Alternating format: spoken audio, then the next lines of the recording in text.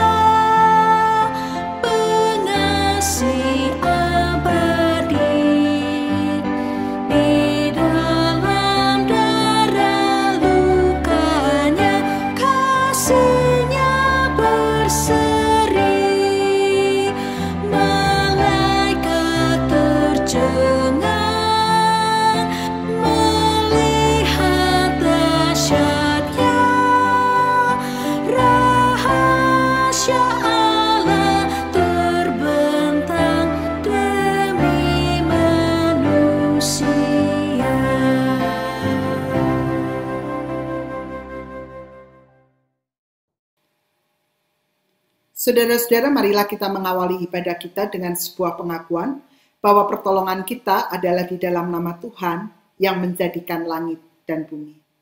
Kasih karunia dan damai sejahtera dari Allah Bapa, dari Tuhan Yesus Kristus, serta dari Roh Kudus menyertai saudara.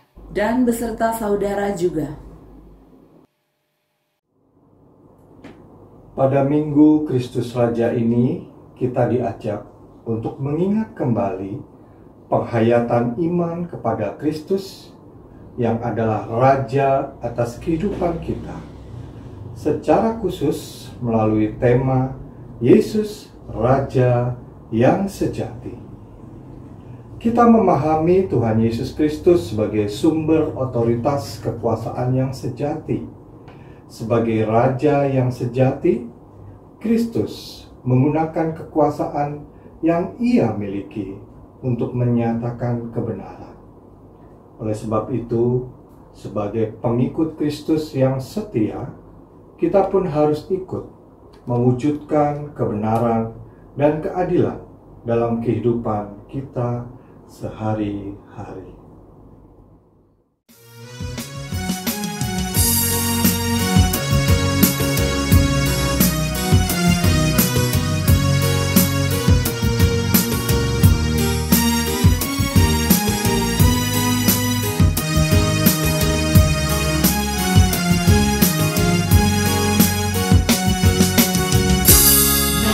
Yesus termulia di atas segala nama, agar di dalam nama-Nya semuanya menyembah,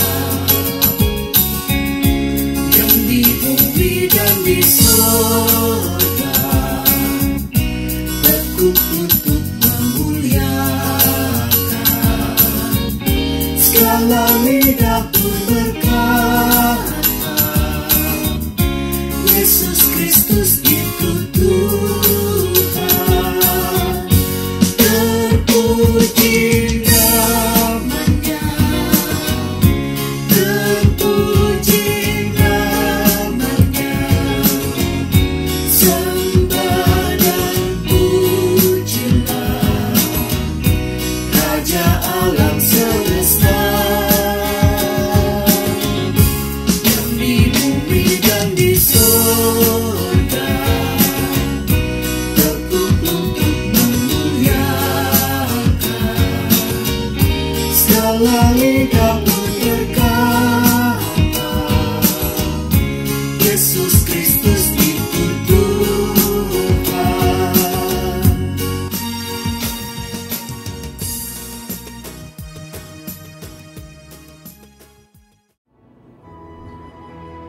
Umat yang dikasihi Tuhan, marilah kita menyatakan pengakuan dosa dan permohonan pengampunan dari Tuhan secara berbalas-balasan. Allah yang berlimpah rahmat, kami datang untuk mengaku dosa di hadapan-Mu. Dalam kehidupan sehari-hari, kami belum sepenuhnya tunduk pada otoritas-Mu, ya Allah. Kami bersikap mengikuti kehendak kami sendiri. Kami mengabaikan arahan dan didikan-Mu dalam kehidupan kami. Kami juga belum setia untuk menyatakan kebenaran dan keadilan dalam keseharian kami. Berikanlah pengampunan-Mu, ya Allah. Layakkanlah kami untuk memperbarui hidup menjadi pengikut Kristus yang taat dan setia. Dalam nama Yesus Kristus, Raja yang sejati, kami memohon. Amin. Kasih dan pengampunan dari Tuhan sungguh nyata bagi kita. Kini, dengarkanlah berita anugerah dari 1 Petrus pasal 2 ayat 24 sampai dengan 25 yang berbunyi demikian. Ia sendiri telah memikul dosa kita di dalam tubuhnya di kayu salib, supaya kita yang telah mati terhadap dosa hidup untuk kebenaran. Oleh bilur-bilurnya kamu telah sembuh, sebab dahulu kamu sesat seperti domba, tetapi sekarang kamu telah kembali kepada gembala dan pemelihara jiwamu. Demikianlah berita anugerah dari Tuhan. Syukur kepada Allah. Sebelum kita mendengar firman Tuhan, mari kita satu di dalam doa. Bapa yang baik, kami sungguh bersyukur karena kami berharga di hadapan-Mu. Karena itu Engkau berkenan untuk mengampuni dan memberikan kesempatan untuk hidup yang baru. Bapa, kami belajar untuk sungguh-sungguh menggunakan kesempatan yang Tuhan beri dengan hidup berkenan di hadapan-Mu. Karena itu saat ini kami mau belajar dari firman-Mu, ya Yesus Kristus, terangilah kami dengan kuasa Roh-Mu yang kudus, supaya ketika kami membuka Alkitab kami dan membacanya, Roh Kudus menolong kami membaca firman Tuhan dengan baik. Roh Kudus memampukan kami untuk mengerti apa yang menjadi kehendak Tuhan di dalam kehidupan kami. Pakailah hamba-Mu yang akan menyampaikan kebenaran firman-Mu. Urapi hamba-Mu ini dengan Roh-Mu yang kudus, supaya hamba-Mu boleh berkata-kata sesuai dengan kehendak Tuhan. Bapa, setiap kami siap dengar firman-Mu. Setiap kami mau diperlengkapi oleh firman Tuhan. Berbicaralah, karena kami mau mendengar. Di dalam nama Tuhan Yesus Kristus kami berdoa. Amin. Bacaan pertama akan dibacakan dari kitab Daniel pasal 7 ayat 9 sampai 10, dilanjutkan pasal 7 ayat 13 sampai 14 yang berbunyi. Sementara aku terus melihat takhta-takhta diletakkan, lalu duduklah yang lanjut usianya. Pakaiannya putih seperti salju dan rambutnya bersih seperti bulu domba. Kursinya dari nyala api dengan roda-rodanya dari api yang berkobar-kobar. Suatu sungai api timbul dan mengalir dari hadapannya. 1000 kali beribu-ribu melayani dia, dan selaksa kali berlaksa-laksa berdiri di hadapannya. Lalu duduklah majelis pengadilan dan dibukalah kitab-kitab. Lanjut pasal 7 ayat 13 sampai 14. Aku terus melihat dalam penglihatan malam itu, tampak datang dengan awan-awan dari langit seorang seperti anak manusia. Datanglah ia kepada yang lanjut usia itu, dan ia dibawa ke hadapannya. Lalu diberikan kepadanya kekuasaan dan kemuliaan dan kekuasaan sebagai raja. Maka orang-orang dari segala bangsa, suku bangsa, bahasa mengabdi kepadanya. Kekuasaannya ialah kekuasaan yang kekal, yang tidak akan lenyap, dan kerajaannya ialah kerajaan yang tidak akan musnah. Demikianlah firman Tuhan. Syukur kepada Allah.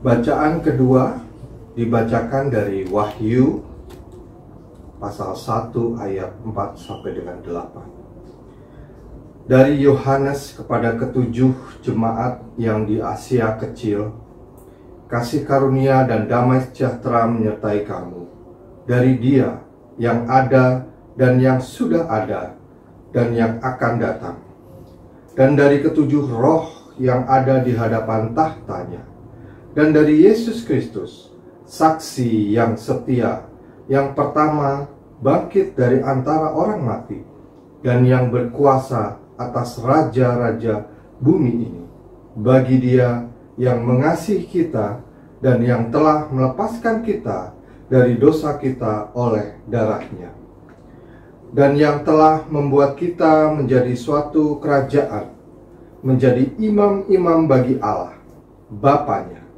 Bagi Dialah kemuliaan dan kuasa sampai selama-lamanya. Amin. Lihatlah, Ia datang dengan awan-awan, dan setiap mata akan melihat Dia, juga mereka yang telah menikam Dia, dan semua bangsa di bumi akan meratapi Dia. Ya, amin. Aku adalah Alfa dan Omega, firman Tuhan Allah yang ada dan yang sudah ada dan yang akan datang, yang Maha Kuasa. Demikianlah sabda Tuhan. Syukur kepada Allah. Bacaan Injil terambil dari Injil Yohanes pasal yang ke-18 ayat 33 sampai dengan ayat 37. Injil Yohanes pasal 18 ayat 33 sampai dengan ayat 37. Firman Tuhan mengatakan kepada kita demikian. Maka kembalilah Pilatus ke dalam gedung pengadilan, lalu memanggil Yesus dan bertanya kepadanya, "Engkau inikah raja orang Yahudi?" Jawab Yesus, "Apakah engkau katakan hal itu dari hatimu sendiri? Atau adakah orang lain yang mengatakannya kepadamu tentang aku?" Kata Pilatus, "Apakah aku seorang Yahudi? Bangsamu sendiri dan imam-imam kepala yang telah menyerahkan engkau kepadaku. Apakah yang telah engkau perbuat?" Jawab Yesus, "Kerajaanku bukan dari dunia ini. Jika kerajaanku dari dunia ini, pasti hamba-hambaku telah melawan, supaya aku jangan diserahkan kepada orang Yahudi. Akan tetapi, kerajaanku bukan dari sini." Maka kata Pilatus kepadanya, "Jadi, engkau adalah raja?" Jawab Yesus, "Engkau mengatakan bahwa aku adalah raja. Untuk itulah aku lahir dan untuk itulah aku datang ke dalam dunia ini, supaya aku memberi kesaksian tentang kebenaran. Setiap orang yang berasal dari kebenaran mendengarkan suaraku." Demikianlah firman Tuhan. Saudara-saudara, setiap kita disebut berbahagia jika setiap kita mau mendengar firman Tuhan, menyimpannya di dalam hati, dan melakukannya dalam hidup sehari-hari. Haleluya. Haleluya, haleluya, haleluya.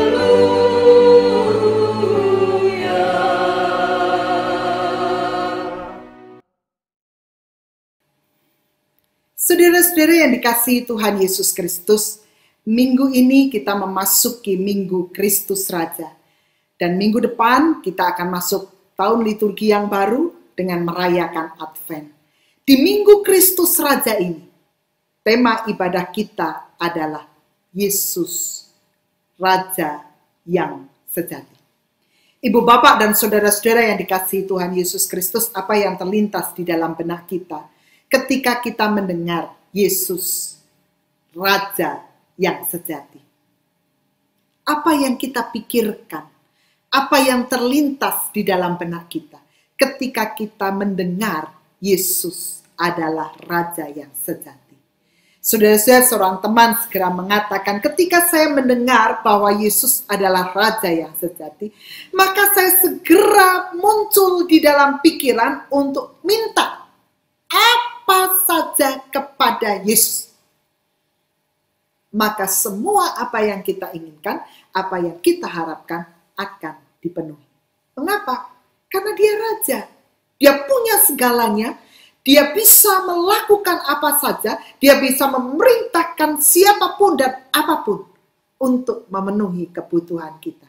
Karena itu kalau Yesus adalah raja, minta apa yang kita inginkan dan harapkan. Dia berpikir bahwa kalau Yesus raja dan kita ini adalah anak-anaknya, maka apapun yang kita harapkan dan inginkan akan terpenuhi. Teman yang lain mengatakan sesuatu yang berbeda. Ketika saya mendengar bahwa Yesus adalah raja yang sejati, maka saya memikirkan soal kuasanya yang tak terbantahkan. Kuasanya yang besar. Dan yang bisa dilakukan oleh kita adalah ikut apa yang menjadi kehendak dan kemauan Yesus. Lalu dia bercerita, saudara-saudara, satu kali ketika dia punya banyak persoalan, banyak pergumulan, beban hidupnya terasa berat. Lalu dia mengatakan, saya ingin curhat sama Tuhan. Lalu dia berdoa dan mengatakan, Tuhan, dia mengatakan ketika saya mau curhat itu, ada percakapan saya dan Tuhan. Saya mengatakan, Tuhan, apa? Tuhan menjawab begitu. Pengen curhat. Saya punya banyak persoalan. Saya punya banyak pergumulan. Saya pengen cerita denganmu. Tahu apa yang Tuhan katakan? Aku sudah tahu semuanya. Bagaimana? Apa sudah tidak kuat? Mau pulang toh?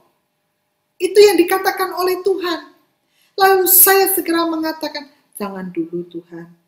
Jangan buru-buru pulang. Masih banyak tugas yang harus saya kerjakan.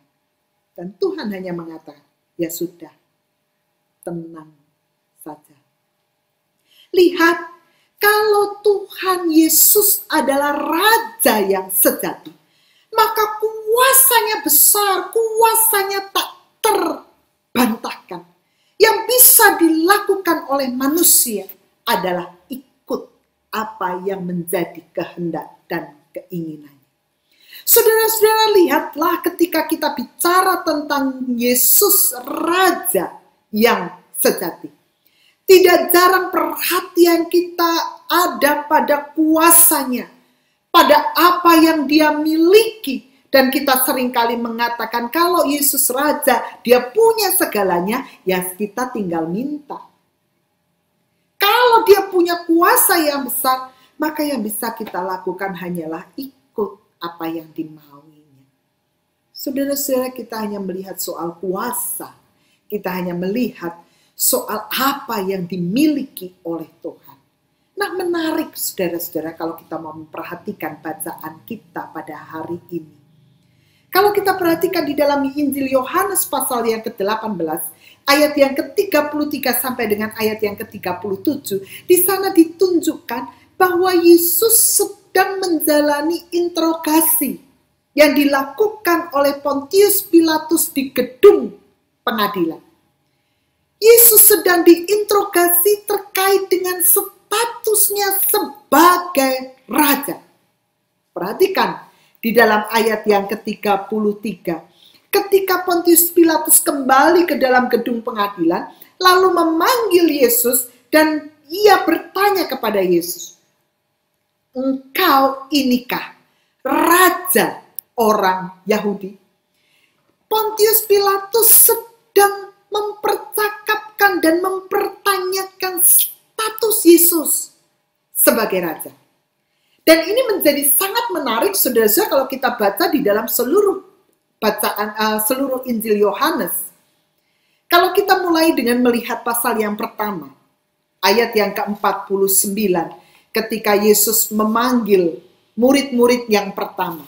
Nathanael itu mengatakan kepada Yesus, Rabi, engkau anak Allah, engkau raja orang Israel. Tidak hanya berhenti sampai di situ saja, tidak hanya menjadi sebuah pengakuan Nathanael, tetapi juga ketika Yesus memberi makan 5.000 orang. Banyak orang berupaya untuk menempatkan Yesus sebagai raja. Dan mereka berpikir bahwa Yesus punya kuasa yang sangat besar.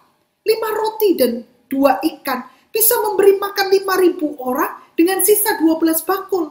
Dia punya kuasa yang besar.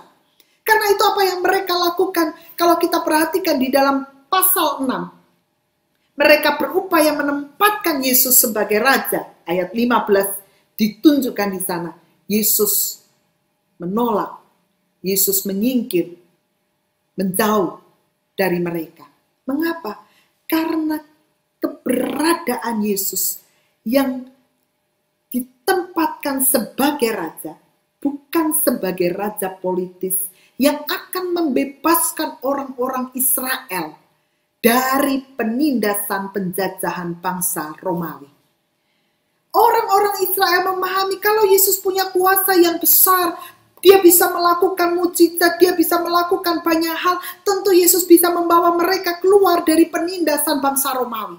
Tetapi Yesus mengatakan, oleh Injil Yohanes ditunjukkan bahwa Yesus bukan raja secara politis yang akan membebaskan bangsa orang-orang Israel dari penindasan bangsa Romawi. Karena itu dia menyingkir, karena dia tidak ingin ditempatkan, didudukkan sebagai raja seperti yang dipikirkan oleh orang-orang Israel. Tidak hanya berhenti di situ saja. Kalau kita perhatikan satu kali lagi di dalam pasal 12 ayat 13. Ketika Yesus masuk ke Yerusalem, dia disambut oleh banyak orang. Dia dieluk-elukan. Apa yang di sana dikatakan? Hosana, diberkatilah dia yang datang dalam nama Tuhan. Raja Israel. Saudara-saudara, ini memperlihatkan kepada kita bahwa Injil Yohanes secara khusus memperlihatkan bahwa Yesus itu adalah raja. Raja yang besar. Dan perikop kita juga memperlihatkan, engkau raja orang Yahudi? Itu pertanyaan Pontius Pilatus. Yohanes mencoba menunjukkan bahwa Yesus adalah raja. Nah, saudara-saudara, apa jawab Yesus? Ketika Pontius Pilatus bertanya, engkau inikah raja orang Yahudi? Ayat 37, ayat 36, Yesus mengatakan, kerajaanku bukan dari dunia ini. Jika kerajaanku dari dunia ini, pasti hamba-hambaku telah melawan, supaya aku jangan diserahkan kepada orang Yahudi. Akan tetapi kerajaanku bukan dari sini. Sudah saya lihat apa yang dilakukan oleh Yesus. Dia tidak menyangkal bahwa dirinya adalah raja. Yohanes dengan sangat jelas menempatkan dan memposisikan Yesus sebagai raja. Dan ayat 36 menegaskan bahwa Yesus tidak menyangkal bahwa dia adalah raja. Kalau kita perhatikan di dalam ayat 36, 3 kali Yesus mengatakan, kerajaanku. Dan tiap kali frase ini muncul, kerajaanku, kata Yunani-ku itu selalu disertai dengan sebuah penekanan. Kata yang dipakai adalah basileia emi, yang mau menyatakan bahwa kerajaan Yesus ini khusus, tidak sama seperti yang ada di dunia ini. Nah, seperti apa? Saudara, kalau kita membayangkan kerajaan di dunia ini seperti apa? Kalau merujuk pada apa yang dilakukan oleh Pontius Pilatus, maka kita melihat bahwa kerajaan yang ada di dalam dunia ini adalah bicara soal kepentinganku. Pontius Pilatus berupaya untuk memenuhi keinginan orang-orang Yahudi, walaupun ia tahu Yesus tidak melakukan kesalahan. Tetapi dia tetap berupaya apa yang diinginkan orang Yahudi. Supaya apa? Kedudukannya aman. Berbicara bicara soal kepentingan diri. Bagaimana supaya wilayah yang dikuasainya tetap aman dan baik-baik saja. Tidak ada pemberontakan, tidak ada perlawanan. Yang dipikirkan adalah kepentingan diri sendiri. Kalau kita melihat apa yang dilakukan oleh orang-orang Yahudi terhadap Yesus, sekali lagi kerajaan dunia itu seperti apa? Yang mengutamakan keakuan, yang memenuhi keinginan dan harapannya, bahkan dengan cara-cara yang tidak baik, dengan kekerasan, dengan kebencian, dengan permusuhan, supaya semua keinginanku terpenuhi.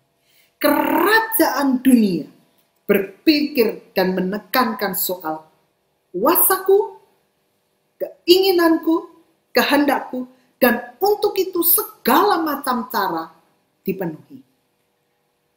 Apa yang ditawarkan oleh Yesus?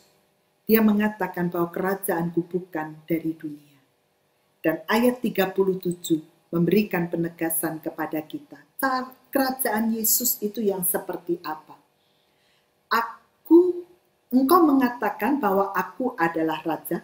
Untuk itulah aku lahir. Dan untuk itulah aku datang ke dalam dunia ini. Supaya aku memberi kesaksian tentang kebenaran. Kerajaan Yesus khusus. Berbeda dengan dunia ini. Mengapa? Karena dia memberikan kesaksian tentang kebenaran. Setiap orang yang berasal dari kebenaran mendengarkan suaraku. Apa yang dimaksud dengan kebenaran yang disaksikan oleh Yesus? Saudara-saudara, kata yang dipakai adalah aletheia. Sesuatu yang sungguh-sungguh benar.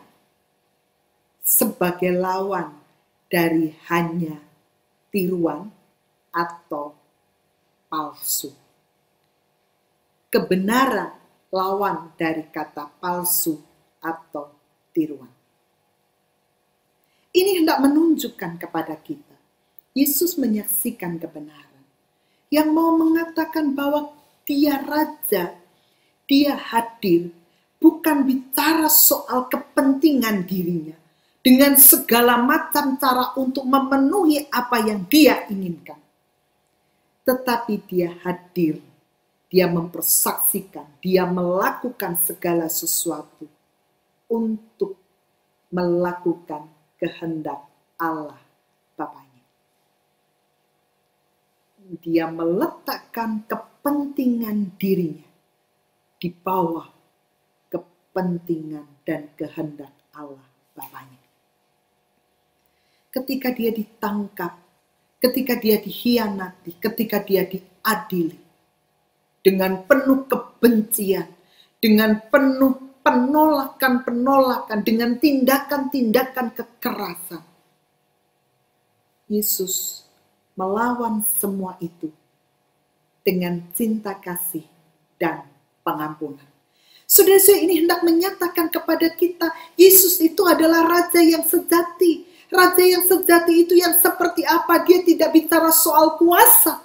Dia tidak bicara soal apa yang aku miliki, yang harus kupertahankan. Tetapi dia menyatakan ketika aku menjadi Raja yang sejati, aku meletakkan kehendak Allah Bapa di atas segala-galanya. Dan yang kutawarkan kepada dunia ini adalah sebuah kehidupan yang diwarnai dengan cinta kasih, diwarnai dengan pengampunan. Lahir dan sampai dengan untuk itulah aku lahir, untuk itulah aku datang ke dalam dunia ini, untuk menyampaikan kebenaran, untuk menyatakan cinta kasih. Mengapa? Karena bicara soal benar itu sama dengan bicara soal adil. Benar itu menempatkan diri dengan baik dan menempatkan sesama dengan cara yang benar, dengan cara yang tepat.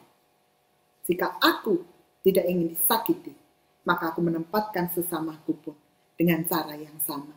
Jika aku merasakan dan mengalami cinta kasih Tuhan yang besar, maka aku tidak menawarkan kebencian dan kemarahan untuk orang di sekitar. Yesus menawarkan kebenaran, menyaksikan kebenaran, hidup di dalam cinta kasih dan pengampunan.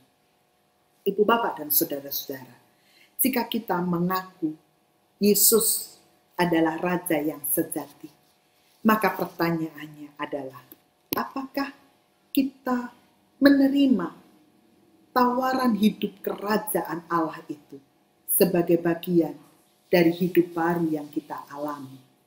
Adakah kita menunjukkan bahwa kita ini adalah anggota kerajaan Allah yang menghidupi nilai-nilai kebenaran yang Yesus nyatakan kepada dunia ini?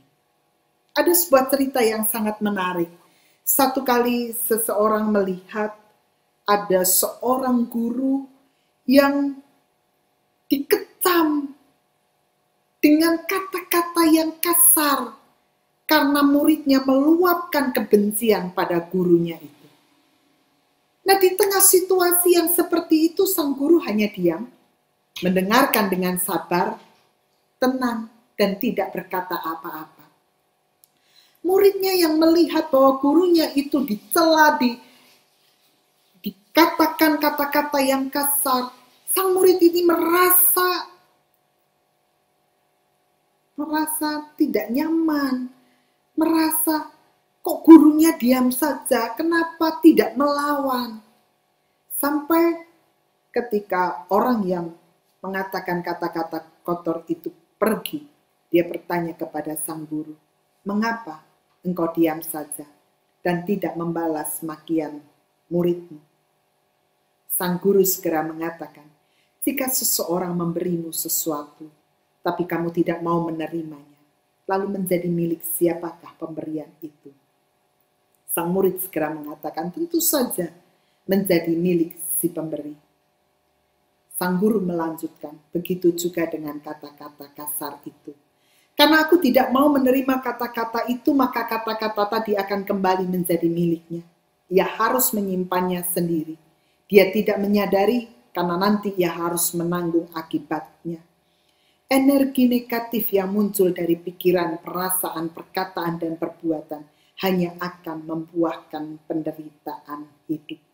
Saudara-saudara, dari peristiwa itu kemudian sang guru melanjutkan, lihatlah bahwa hari ini begitu banyak orang hidup dengan membawa sampah di hatinya. Sampah kekesalan, sampah amarah, sampah kebencian, dan lain sebagainya. Yang harus kita lakukan adalah kita hidup terpanggil untuk menyatakan kebenaran. Karena itu, jadilah sebagai orang yang bijak. Saudara-saudara, kata-kata ini mengingatkan kepada kita.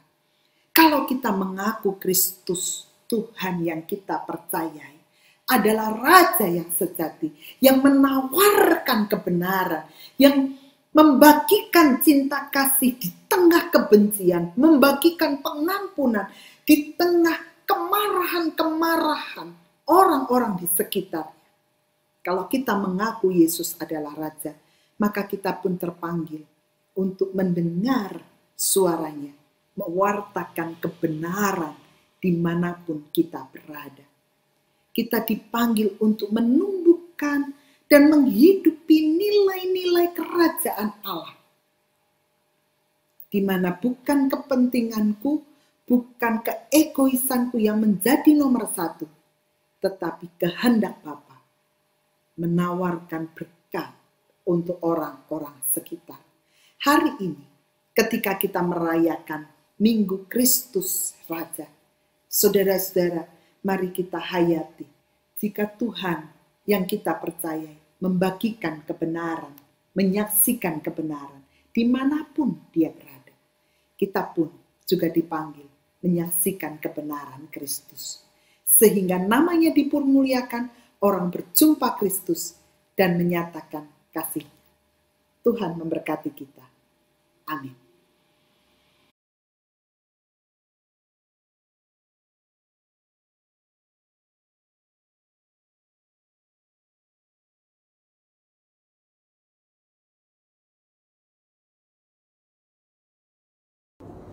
bersama dengan umat Allah di sepanjang abad dan segala tempat, marilah kita menyatakan pengakuan iman rasuli. Demikian. Aku percaya kepada Allah, Bapa yang Maha Kuasa, Khalik langit dan bumi, dan kepada Yesus Kristus, anaknya yang tunggal Tuhan kita, yang dikandung dari Roh Kudus, lahir dari anak darah Maria, yang menderita sengsara di bawah pemerintahan Pontius Pilatus, disalibkan, mati dan dikuburkan, turun ke dalam kerajaan maut, pada hari yang ketiga bangkit pula dari antara orang mati, naik surga, duduk di sebelah kanan Allah, Bapa yang Maha Kuasa, dan dari sana Ia akan datang untuk menghakimi orang yang hidup dan yang mati. Aku percaya kepada Roh Kudus, gereja yang kudus dan am, persekutuan orang kudus, pengampunan dosa, kebangkitan orang mati, dan hidup yang kekal. Mari kita menaikkan doa syafaat kita. Bapa, kami mendengar firman-Mu. Kami dipanggil untuk menyatakan kebenaran Kristus dimanapun kami berada. Karena itu, mampukanlah kami, perlengkapilah kami dimanapun kami berada. Jangan biarkan kami menyimpan di dalam hati kami luka-luka hati, kebencian dan kemarahan. Tapi biarlah kami menyimpan cinta Tuhan, pengampunan Tuhan, untuk kami bagikan kepada orang-orang di sekitar kami. Ajar kami untuk sungguh-sungguh membagikan kemurahan Tuhan, sehingga nama-Mu dipermuliakan. Saat ini Tuhan, kami berdoa untuk saudara-saudara kami yang sedang bergumul berkaitan dengan ketidakharmonisan di dalam keluarga. Karena mereka menyimpan luka-luka hati mereka. Mereka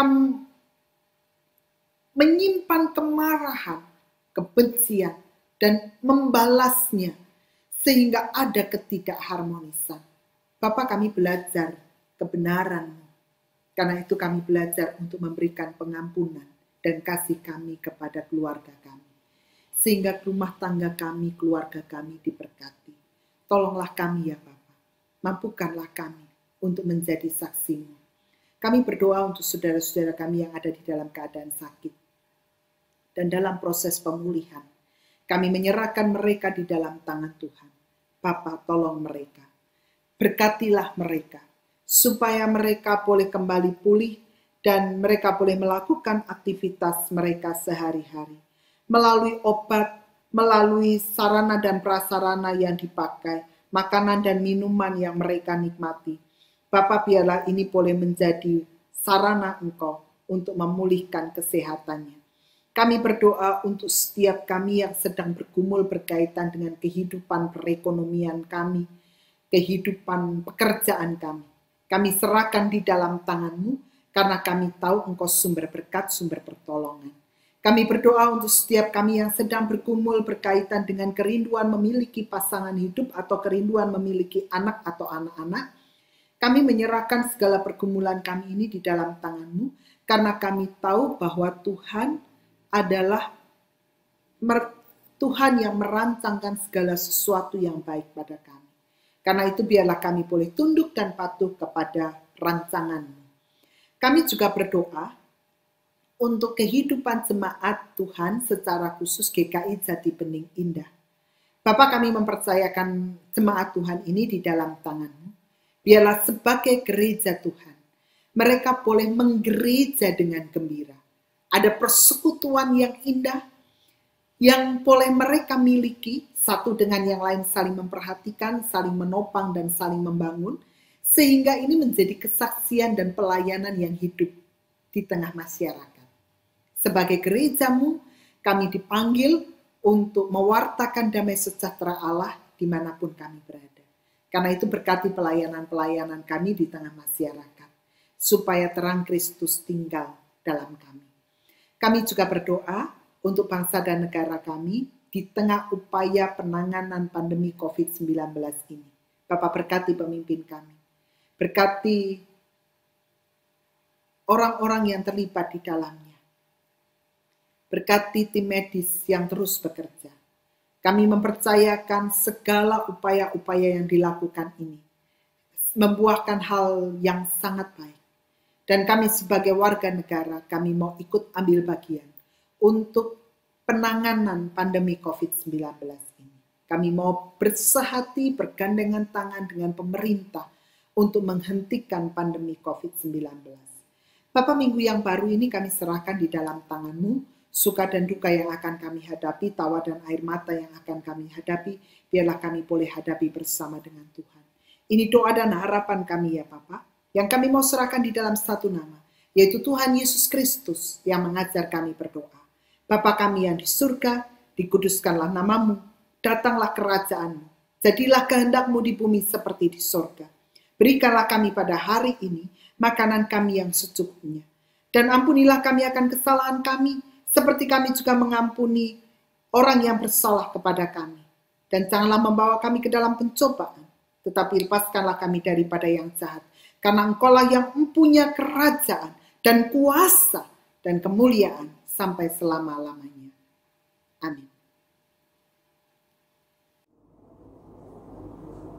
Dengan sukacita, marilah kita membawa persembahan bagi Tuhan sebagai ungkapan syukur atas segala anugerah-Nya.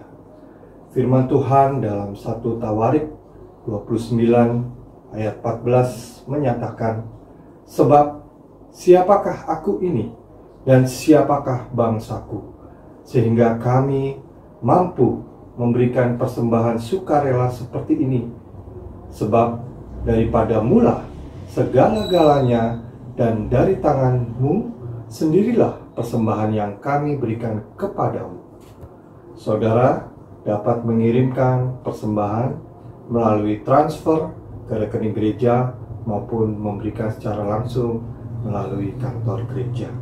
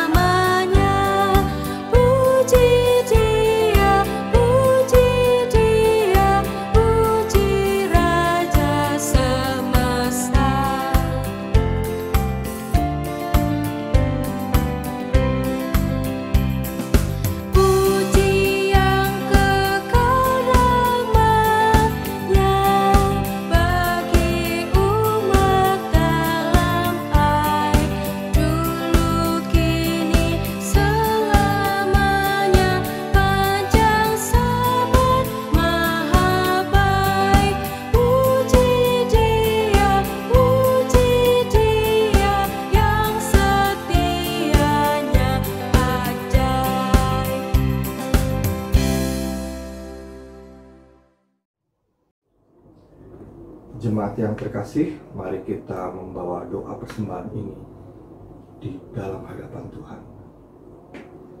Allah sumber karunia, kami sungguh bersyukur atas setiap berkat-Mu dalam kehidupan kami. Biarlah ungkapan syukur ini kami nyatakan melalui persembahan yang kami bawa di hadapan-Mu. Terimalah dan kuduskanlah persembahan kami ya Allah. Kiranya Engkau berkenan memampukan kami untuk menjadi saluran kasih dan saluran berkat-Mu di tengah dunia ini. Dalam Kristus Raja yang Maha Memberi, kami berdoa. Amin.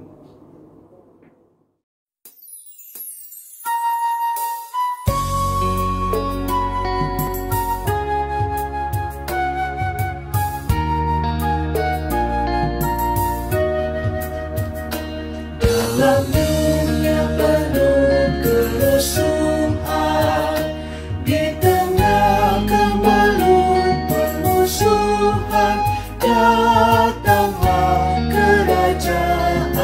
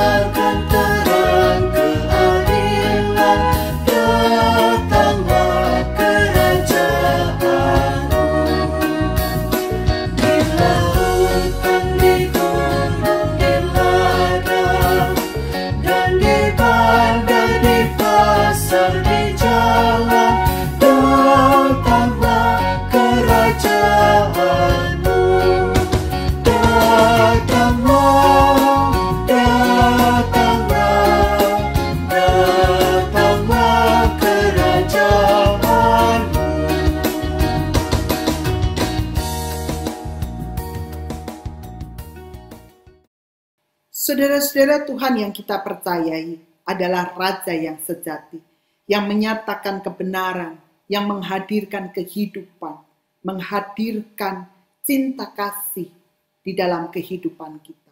Karena itu marilah sebagai bagian dari kerajaan Allah, kita juga mewartakan, menyaksikan kebenaran yang berasal dari Tuhan. Kita bagikan cinta kasih dimanapun kita berada. Karena itu, arahkanlah hatimu kepada Tuhan dan terimalah berkat-Nya. Tuhan memberkati dan melindungi saudara. Tuhan menyinari saudara dengan wajah-Nya dan memberi saudara kasih karunia. Tuhan menghadapkan wajah-Nya kepada saudara dan memberi saudara damai sejahtera. Amin.